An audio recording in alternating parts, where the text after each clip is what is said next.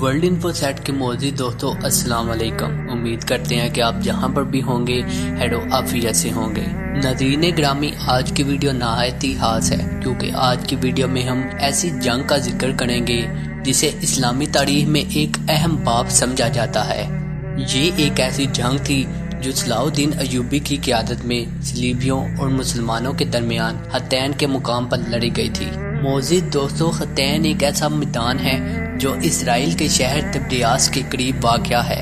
جنگ حطین کا آغاز 1 جولائی 1187 کو ہوا جو کہ 4 جولائی تک جاری رہی، جب اسلامی دنیا میں امن اور استقرار کی صورتحال نہ تھی۔ اس وقت قدسیہ یعنی بیت المقدس جو کہ مسلمانوں کے لیے ایک اہم شہر سمجھا جاتا ہے، صلیبیوں کے قبضے میں تھا۔ مسلمانوں کے لیے یہ مسئلہ اہم تھا کہ کس طرح قدسیہ کو واپس حاصل کیا جائے، چنانچہ اسے فتح کرنے میں صلاح الدین ایوبی نے ایک اہم کردار ادا کیا اور یہ خواہش بھی تھی ان کی کہ کسی طرح اس کو فتح کیا جائے۔ صلاح الدین ایوبی کا اصل نام یوسف ابن ایوب تھا، عربی میں صلاح الدین یوسف ابن ایوب کہا جاتا ہے۔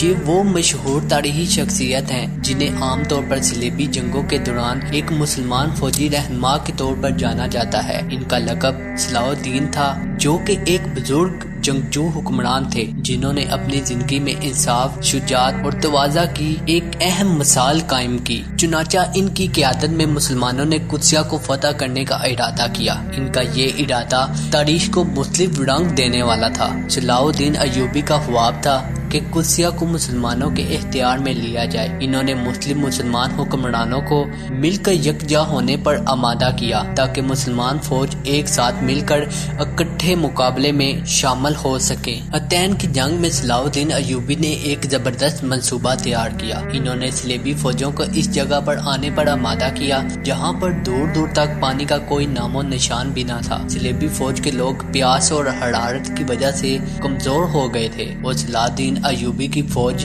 جو کہ ایسے مشکل حالات میں اپنے آپ کو سنبھالنا جانتی تھی، انہوں نے ایسے مشکل حالات کا سامنا کیا اور ان سے مقابلہ کر کے اسے فتح کر لیا۔ ناظرین گرامی، یہ وہ جنگ تھی جس میں صلاح الدین ایوبی کی فوج کی تعداد بہت ہی زیادہ کم تھی۔ ان کی کل تعداد تقریباً 12,000 اور بعض تاریخی کتابوں میں 35,000 بتائی جاتی ہے، جبکہ صلیبی فوج کی تعداد کم سے کم 4 لاکھ کے قریب تھی۔ تعداد کم ہونے کے باوجود ان میں جذبہ ایمانی بھرپور کوٹ کر بڑا ہوا تھا۔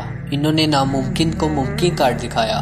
جنگ حطین کی کامیابی کے وقت مسلمانوں کی فوج نے بڑی تعداد کی فوج صلیبی فوج کو شکست دی، جو ایک صلیبی فوج کے لیے بہت بڑا سبق تھا۔ اس کامیابی کی بڑی وجہ صلاح الدین ایوبی کی قیادت، فوجی استقرار اور مسلمانوں کی ایمانی طاقت تھی۔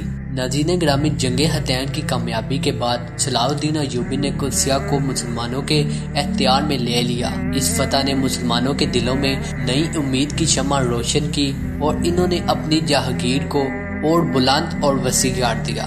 جنگ حطین کی کامیابی کے بعد اسلامی دنیا میں ایک نئی تواضع کی روشنی چمکی جس نے مسلمانوں کو امن اور فتح کی راہوں پر آگاہ کیا اور تیزی سے گامزن ہونے کی تنقیل کی۔ اس کامیابی کو دیکھ کر دنیا نے صلاح الدین ایوبی کو ایک اہم جنگجو اور انصاف کے پیشوا کے قائد کے طور پر جانا۔ ناظرین گرامی، جنگ حطین کا یہ واقعہ ہمیں اس بات کا درس دیتا ہے کہ اگر ہم دنیا کے کسی بھی مقصد کو حاصل کرنا چاہیں، محنت، جذبے اور استقامت کے ساتھ اسے حاصل کر سکتے ہیں۔ کوئی بھی کام ناممکن نہیں ہوتا۔ اگر ہم سچے دل اور ایمانداری کے ساتھ اسے کریں تو ہر کامیابی ہمارا مقدر بن سکتی ہے۔ صلاح الدین ایوبی کی قیادت میں مسلمانوں نے ایک اہم جنگ جیتی اور قدسیہ کی فتح کے ساتھ اسلامی دنیا کو نئی تواضع کی راہ دکھائی، اور ہمیں بھی آج کل کے دور میں ایسے ہی رہنما کی ضرورت ہے اور ہمارے اندر بھی ایسا ہی جذبہ ایمانی ہونا چاہیے تاکہ ہم آنے والے ہر دشمن کو منہ توڑ جواب دے سکیں۔ آج کے لیے اتنا ہی۔ اگر آپ ایسی ہی ہسٹوریکل ویڈیوز دیکھنا چاہتے ہیں تو ہمارے اس چینل کو سبسکرائب کر دیں تاکہ ہر آنے والی ویڈیو کی نوٹیفیکیشن آپ تک پہنچ سکے، اور اس ویڈیو کو اپنے دوستوں کے ساتھ بھی شیئر کر دیں تاکہ ان کے علم میں بھی اضافہ ہو سکے۔